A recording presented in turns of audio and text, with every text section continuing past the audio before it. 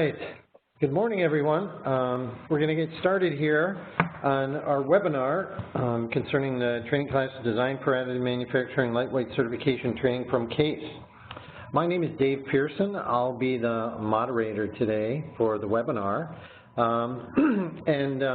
Just a little bit of housekeeping. We are going to be recording this webinar, so feel free to ping us. We'll have a link to that shortly. It might take a couple hours to get that link developed, but after we have that, we'll be happy to send it out if anybody's interested. And if you have questions, remember down at the bottom right, there's a little text box for you to pop in questions, and we'll have a Q&A at the end of this session. So with that, we'll get things rolling here. So I'm going to turn it over to Monica to let her talk a little bit about how much work we've done on the design class for additive manufacturing, lightweighting, and the certifications with CASE Western Reserve. So I'm going to turn it over to Monica. Thank you, Dave. Good morning, everyone. We're so honored to have you with us on the LIFT and America Makes webinar on why lightweighting matters and design for advanced manufacturing lightweighting certification training from CASE Western Reserve University. And as Dave mentioned, we are supported by the LIFT lightweighting program, which is in conjunction with the Michigan Technology Center. And CASE Western Reserve University has been a supportive partner of America Makes from inception, so we're really honored to be working with America Makes to offer our lightweighting courses to a broader audience that is interested in lightweighting and advanced manufacturing with a focus on design. So today's webinar will present the importance of lightweighting and investments in workforce. We'll talk a little bit about LIFT, America Makes, and our industry partners, the work that CASE Western Reserve is doing in developing specialized programming for working professionals or the incumbent workforce to increase their knowledge of lightweight metals and advanced manufacturing technologies. And now I'd like to introduce Dave and his background. I'm sorry. I suppose I'll go first. So my background as Project Director, Professional Education for the Siegel Lifelong Learning Program, and I'm also continuing Professional Studies faculty member at the university. I have a Bachelor's of Science in Management and Bachelor of Arts in French and a Master's in Business Administration from CASE Western Reserve University's Weatherhead School, and I've worked in the aerospace and manufacturing industry for more than 15 years, and I'm honored to be here with you today. My fellow presenter and speaker is Dave Pearson, and Dave, I'm happy to give your introduction. Dave is very well known in the additive community. He is a senior design engineer for Magnet and a notable figure in the advanced manufacturing community. Dave has over 23 years of varied and practical additive manufacturing training experience, as well as over 40 years of experience in mechanical and electric engineering and programming. And Dave regularly develops and delivers training curriculum and trains operators, students, and engineers on past and present additive techniques. His experience covers all 7 additive manufacturing standards categories as set by the American Society for Testing and Materials. Dave, over to you. Well, thank you very much, Monica. So really, I want to get a little bit of overview of what we're going to talk about today is some of the classes that CASE, Magnet, America Makes has developed with the partnership with Lightweight LIFT program, and the whys, the hows, and how companies can really benefit from utilizing this technology. That's a lot of what we do at America Makes. And CASE is a great partner with us to try and collaborate and get this technology out into the real world, into real companies with what I consider sort of valid applications. So what we do at America Makes is try and streamline this so that you don't have that vertical learning curve with a lot of this technology. We try and streamline it by using simplified examples and then building on it from there. So it's really a good collaboration to work together to get all of our industry partners bringing their strengths to this program, and then developing a program that people can really, I believe, get something out of when they finish the class. So just next slide for our quick agenda here. We've got a quick introduction that we're going to go through. We're going to start then on talking about some of the importance of lightweighting and why it's important to utilize this technology in certain specific areas. And I'm going to talk a little bit about some high-level examples and then try and, not dumb it down, but give you guys some ideas of how we actually do get people trained, and what I like to say is de-risk this technology for companies. When you are into this space for the first time, the risk is huge that you're going to make mistakes. So what we can do is do a lot of hand-holding and get your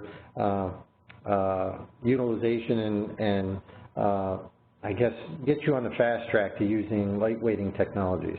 And then at the end, we're going to do a wrap-up and then try and get you guys some next steps on how we can move forward with this a little bit faster. And at that, I'm going to turn it back over to Monica to talk about some of our partners in this program. Okay, great. So as Dave mentioned, we're really fortunate to have some amazing sponsors and partners. Excuse me. Certainly want to acknowledge LIFT, Lightweighting Innovations for Tomorrow, made the entire program possible. And next we want to thank our partners at NC3, the National Certification Program based in Washington, D.C., that allows our certificates to be portable and national so that anyone taking the course in Northeast Ohio can then go on with their employer to another part of the country and feel equally confident in their lightweighting capabilities. And we also acknowledge the strong support from Lockheed Martin, who is a strong LIFT supporter and very active in the aerospace and defense industry. Regionally and statewide, we're very fortunate to have support from ASM International, the Ohio Aerospace Institute, Altair, America Makes, and our hosts today, Optimal Inc., Magnet, the Ohio Manufacturers Association, and Granta Material Intelligence. And some of these partners are also supporting our content development. Dave, over to you. Thank you, Monica. Thank you very much. So you guys have heard both Monica and I talk about America Makes. If you want more info on there, that is America Makes website right there. And what is America Makes? I get a lot of questions about that, and what am I doing with America Makes and Magnet and all that kind of stuff. So a little bit of detail on that is I'm what's called an embedded resource. So Magnet, of course, is the Manufacturing Advocacy and Growth Network. We are part of the MEP program, or Manufacturing Extension Partnership Program, and I am responsible for all of the other MEP's additive manufacturing adoption strategies. And that's really what we are here to try and do, is to utilize the resources at America Makes, Magnet, Case Western Reserve University to try and accelerate the adoption strategies for additive manufacturing in northeastern Ohio. So we've got a lot of resources here to talk to you guys about to utilize when you start using lightweighting additive manufacturing in your company. We've got the lightweighting facility up in Detroit. We've got America Makes here in Youngstown. We've also got a lot of interesting, I guess, groups. We have an actual additive manufacturing users group in the Cleveland area, and we also have one in Pittsburgh. Working on one now in Columbus and Cincinnati, and one of the goals with LIFT is to have a lightweighting group up in the Detroit area. We have pulled Jobs Ohio in. Jobs Ohio is one of the big supporters of additive manufacturing, the additive manufacturing cluster in the northeastern Ohio area. In fact, one of the latest investments they've made is they have X1 equipment here that they've purchased and brought into America Makes. So we have one of the only ceramic printers in the United States right here in Youngstown. So really some nice advanced technology, advanced capabilities where we actually are leading the technology drive for additive manufacturing and lightweighting. And just real quickly, tail onto this slide, some upcoming events. If you're interested, we have the TRX in Texas, which is the technology exchange, and then we have the Northeastern Ohio Additive Manufacturing Cluster Meeting coming up July 11th. So if anybody's interested, we have scholarships, which means that the meeting is free for new people that want to see what the Additive Manufacturing Cluster is about, and it's July 11th. So feel free to ping myself, Monica, or Tiffany on that if you want to be involved. So with that, next slide, I'm going to turn it over to Neva to talk about a little bit about the drivers for lightweighting. So why do you want to use lightweighting, how you can help your business, and things like that. So with that, I'm turning over to Neva. And Dave, thank you very much for that. I do want to take a moment to introduce Suneva Collins. Suneva is our colleague and associate professor in mechanical and aerospace engineering here at Case Western Reserve University, and she is a leading voice for women in manufacturing and has a tremendous experience with ASM International, WageLock, and a multitude of other companies, so she brings a lot to the forefront. And without further ado, here's Suneva. Good morning, everyone. We were talking about lightweighting, and I think we needed to really step back a minute to understand why this is such an important topic at this point in time. And so putting together what the drivers for lightweighting are, it actually turns out that much of it does have to do with energy. Typically, the organizations, the industries that are interested in lightweighting often have a strong transportation bent. So it's either aerospace or automotive or things that are going to be moved in one way or another. So the first part is thinking that energy is the important issue, that lightweighting will mean that less fuel is going to be used in transportation during a component's life cycle. So for example, every pound that can be taken out of an airframe turns into hundreds of gallons of fuel over the lifespan of that structure. The second part is a concept called embedded energy, which is that we use less fuel when we manufacture materials and components. If we think about the energy that it takes to get materials into the shape and form that makes them useful, the idea of being able to use them longer and not use as much energy to make them is actually a really important concept in terms of energy conservation. Another aspect is the idea that we can use less materials. So we can use less material to manufacture components and assemblies, and basically we can reduce the weight while maintaining the function and the structural integrity of the component. This is extremely important when we start to talk about critical and expensive materials where there may be shortages and things of that sort. Another thing that's happening is that we are now at a point with design thinking where we can start to replace heavier materials with lighter materials. And again, because we're thinking about the functionality and the structural integrity of a component, we can come up with ways of changing a design in order to get the same sort of performance by using a lighter material. So we see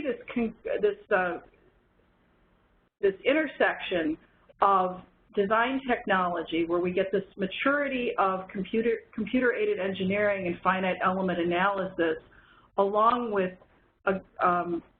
improvements in understanding of materials engineering data and how we apply that to a design, and then the concept of rapid design iteration, that we can actually do many designs before we actually have to make one, so that we can get to a point where we really understand where the functional local stresses are in a component, and then you apply that to a larger structure. It can be quite innovative. So the whole concept of lightweighting, we're really looking at this concurrence of energy efficiency, enhancements in materials information and materials engineering data, design thinking, and then also applying this now to manufacturing, because now we can start to make components that before, using traditional manufacturing technologies, we would never have been able to design and manufacture. So it's a really exciting time to be involved in design and lightweighting. Thank you, Saniva. Very good introduction. So Dave, we're ready for the next slide on workforce. I'll introduce the concept, and I know you have some comments for the group. So we all know that in the global economy, there's an increased demand for employers to equip their working teams with necessary skill sets to succeed in a high-tech job market. And a lot of focus is being placed on the incumbent workers that they be caught up with the type of upskill resources that they need to advance in today's economy. So what does that really mean when we are, again, in the midst of another industrial revolution? Technology constantly outpaces itself, and what is the role of design and advanced manufacturing? So Dave, over to you. All right, thank you, Monica. When I like to talk, I mean, we don't have enough time to go through all these with a huge amount of detail, but what I like to do is just talk about my strategy when I engage with companies on the why and how aspect. Usually, I talk to companies on 3 different levels. When I go in and do a presentation on the C-level suite, it focuses mostly on the why aspects of it, because most C-level people are looking for ROI type of answers. So why would you use lightweighting? Why would you use additive manufacturing? Why would you use advanced design concepts to save money? So that's one strategy for getting the why out. Next one, I talk to the engineering teams, and there I'm talking to them about how. How do you use the software that Saniva was talking about? How do you pick the right solution path with the material selection, with the machine selection process? So there's a lot of how aspects of lightweighting and additive manufacturing. And then we get down onto the 3rd level where I like to talk to people is more of the technician level of the how do you make the parts the same? How do you post-process it? How do you get a most efficient build for some of the parts that you're going to be designing, manufacturing, and eventually putting into production? So there's a lot to this. I mean, we've got a lot of bullet points here that we're talking about, but that's the real root of the value add for lightweighting is engaging with the C-level engineering team and the technician levels to really make them understand that. And then once you get that technology started into a company, my experience is that most companies have very, very sharp people in there that are going to catch on. So what we're trying to do is develop essentially a launch pad that you can utilize to bring this technology into your company space. And I like to think, in conclusion on this slide, that additive manufacturing, lightweighting, advanced design is really a tripod. You have to have the 3 solid legs of that tripod in order to have a solid engagement. The first part of that is the actual application. So where do you use lightweighting? Where do you use additive manufacturing? Where do you use advanced CAD? That's one part of it. So I usually like to tell people I'll coach you on the application leg. And then the other 2 legs are the material selection and the actual process selection. So what machine are you going to make those parts on, and what material are you going to make them out of? So I like to take those decision points over for a company so that they do not have to worry. And when I say earlier, I talked about de-risking, that's really the key element, is I coach them and on the adoption strategies, and then I take over on the material selection and the process selection. And then that usually gets them a solid first step into the additive manufacturing lightweighting space. After that, then we can move into the details and things like that. So all those bullet points that you see on the slide in front of you about the engineers and what the design is selected, those are all basically the details that we push into the content we're going to be delivering. So that is a real quick overview, and I know we don't have that much time, so I'm trying to go a little bit quick here. So with that, I'm going to turn it back over to Monica for the next slide for, excuse me, for the next slide. Okay, thanks, Steve. That's perfect. So this is a good segue into the type of jobs that are available in Ohio in lightweighting. Many people ask, as a result of enhanced training, what can happen to their career growth and their progression in a company. So if we look at some of the data, there's about 8 consecutive years of employment growth. Over 740,000 people are employed across the state of Ohio in 2017. And over 7,600 online job postings in 2017 were directly applicable to lightweighting. And a lot of this data does come from LIFT research and statistics. We looked at possible job titles available in lightweighting. So we are focusing on designers, product engineers, research and development engineers, program managers, and as Dave mentioned, if these leaders are supervising a group of technicians, then it's good to integrate communication between the supervisory and actual implementation of technology levels. So here next we will segue into some lightweighting case studies that address advanced materials. And I'd like to take a moment to introduce 2 colleagues that are actually teaching in our LIFT courses. And one is Sujit Das, who's a Senior Research and Development staff member in Energy and Transportation in the Science Division at Oak Ridge National Labs, which is a strong partner to LIFT and America Makes. And also Dr. Mike Heil, who is an experienced aerospace engineer and research and development leader. And Sujit and Mike will lead you through some of these lightweighting case studies that you'll see as part of our course, and we felt would drive some examples, and then we'll turn it back to Suniva to make a couple comments about the additive piece. So Sujit and Mike, if you'd like to go ahead, please. Thank you, Monica. Yeah, so as a part of our Advanced Lightweighting Material course, we would like to also show some case studies on lightweighting case studies. So that will really give an idea about where those studies have been made and where the applications have made inroads so far. So under the Advanced Materials Lightweighting case studies, we'll be focusing on 4 case studies which will be presented during the one-day course we will be offering.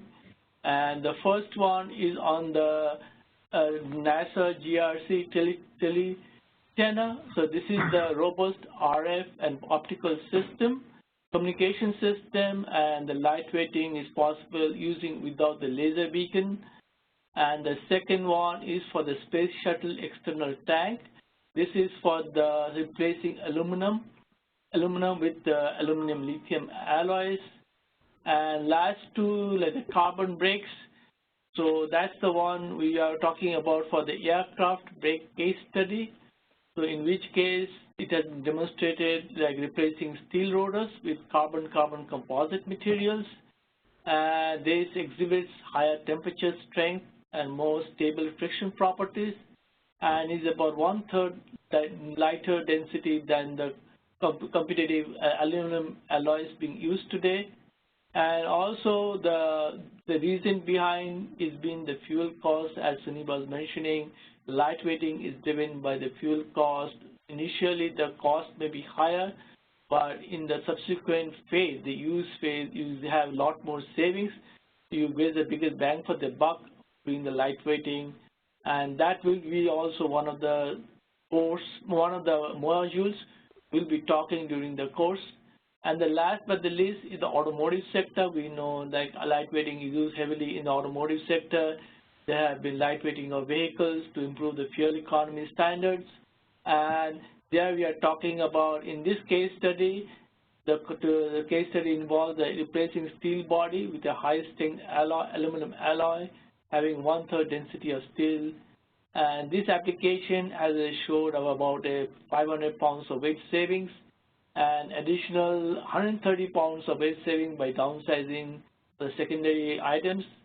and of course, the resulting lightweighting have been able to demonstrate the fuel economy improvement, and under the additive manufacturing lightweighting case study.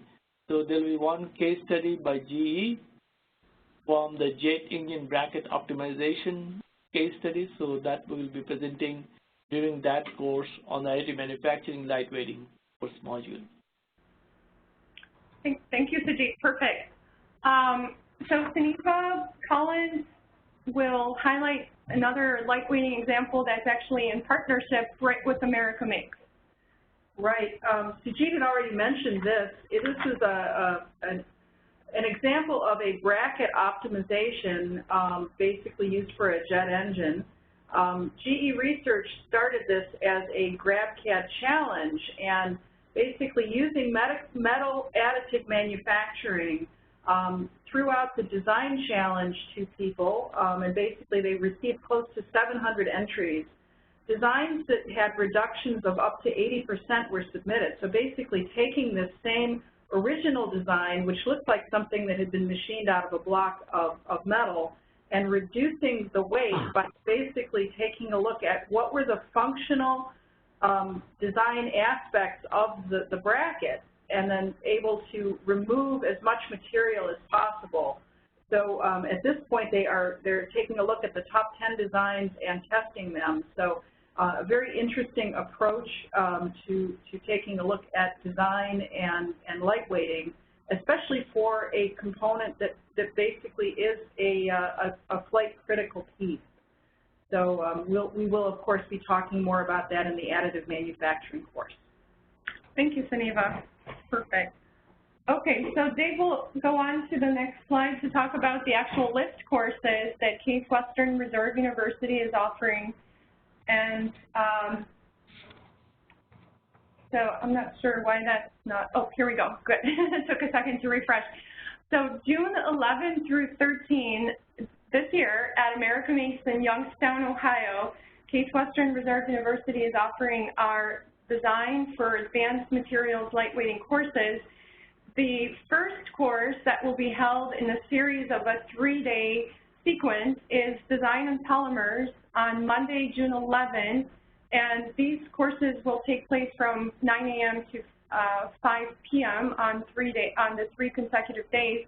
At the end of the first day, there is a special networking reception for all the LIFT courses following the class from 5:30 to 7 on June 11, right in the same facility at America Makes. It's an opportunity for everyone taking the 3 courses to meet each other, to meet the instructors, to network with the staff and faculty from both Case Western Reserve University and America Makes.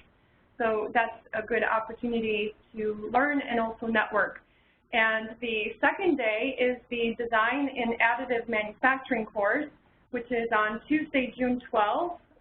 And the third day is Design in Advanced Materials on Wednesday, June 13th. And you can see at the bottom the registration link is now active. You can also contact me with more information, and I can help process a group of people from your company that may wish to take advantage of the discount that we're offering for groups registering in 3 or more. The LIFT courses themselves, as we mentioned throughout our discussion, are intended for the incumbent workforce participants from industry, government, with a bachelor's degree in a STEM discipline. And also, we would add the equivalency. So for those of you that have talented workers that have been in the company for 20, 30 years and wish to upskill in a new emerging technology area, they are very welcome to join our course and bring their know-how. The learning objectives are to understand, as we've been discussing throughout the webinar, the practical uses of additive manufacturing, advanced materials, and polymers as applied to lightweighting challenges, and learning how to diagnose and solve practical problems. This is important for the engineers, having a breadth of knowledge in lightweighting technologies in various industries and applications, gaining insight into practical problems through in-depth case study analysis, and very importantly, for those of you that want to understand where you're at and how you stack up in the industry, there is a complimentary advanced manufacturing assessment in partnership with Magnet, and Dave Pearson can give you more information on this, or you can also contact me as well. The key takeaways after completing the lift lightweighting courses are that the instructors will be able to educate and train the industry professionals with the knowledge and understanding of lightweighting principles and skill sets. So this is our first course. Gary Wennick has asked me to give this overview. He's a professor of macromolecular science and engineering. He's also the director of Advanced Films and Packaging Systems Initiative at Case Western Reserve University, and we have a link there to the website and the department information. So as you know, with the recent green revolution, there have been more increasing environmental awareness standards, and many people are looking at using natural resources. So that's an important initiative that we at Case Western Reserve University are putting forward with the recycling and sustainability perspectives from the Advanced Films and Packaging Systems Initiative. This is something unique that we feel we're bringing to the course. And as far as the basic science, we will begin with property comparisons and structure property relationships of polymers. There's a needs-based assessment, organization-specific, as quantitative as possible. So we encourage participants from industry to bring practical problems from their workplace. Current solutions and limitations of different selections of polymers, design considerations including cost, and approaches for lightweighting using polymers, for example, one-to-one replacement, composites, and hybrid systems. And lightweighting case studies. A typical example is very simple in automotive, replacing a metal bracket with a polymer-based solution. What does that look like? What's the material strength? And what are the pros and cons of various material selections?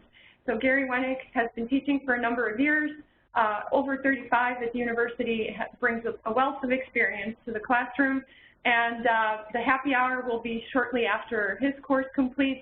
Gary is also offering a wiki for the course so that participants that are taking the class beyond learning can continue having dialogue with the instructor and each other. So the next course, I'll turn it over to Dave and Suniva to talk about the additive manufacturing. Well, thank you very much, Monica.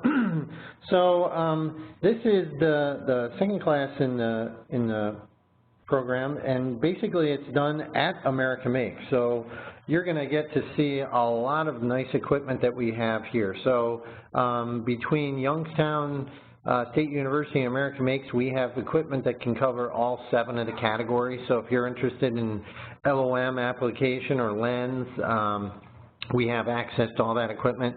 We also, as I mentioned, have some brand spanking new state-of-the-art equipment from XJet here that prints ceramics. We've got a new EOS M290 metal printers, a couple other metal printers. So a lot of capabilities here at America Makes. So between Suniva and I, we have a lot of experience in this space, and in addition to the lecture, I think we're going to be doing some exercises on the equipment. Yeah, it looks like it'll be a very effective and interesting day. My background is actually in metallurgy, so part of what's going to be really interesting is talking about the different alloys that are available and some of the situations that may arise as we use different product forms. So to have that there and then to be able to demonstrate on the equipment, I think is going to be really a big plus in understanding this whole new design technology that allows us to make shapes that are really kind of difficult to manufacture otherwise.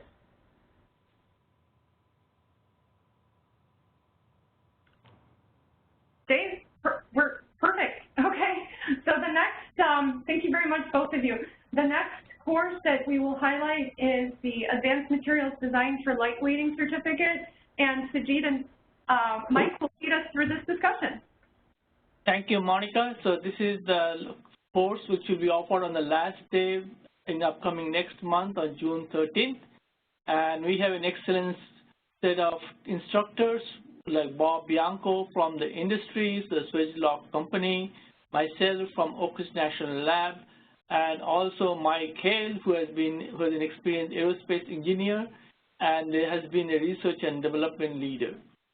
So basic aim of the course is to start with what advanced materials are, so where we'll include both metals and carbon composites, and also polymer composites, which has been heavily used in the aerospace and defense industry.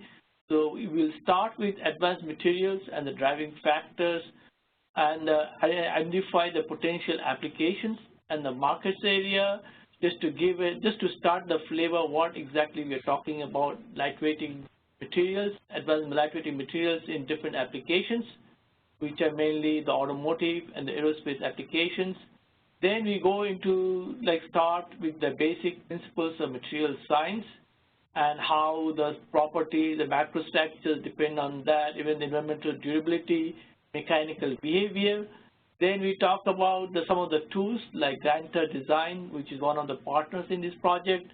So they are granted the Mike Ashby diagrams, how those tools could be easily used to select them, do the material selections.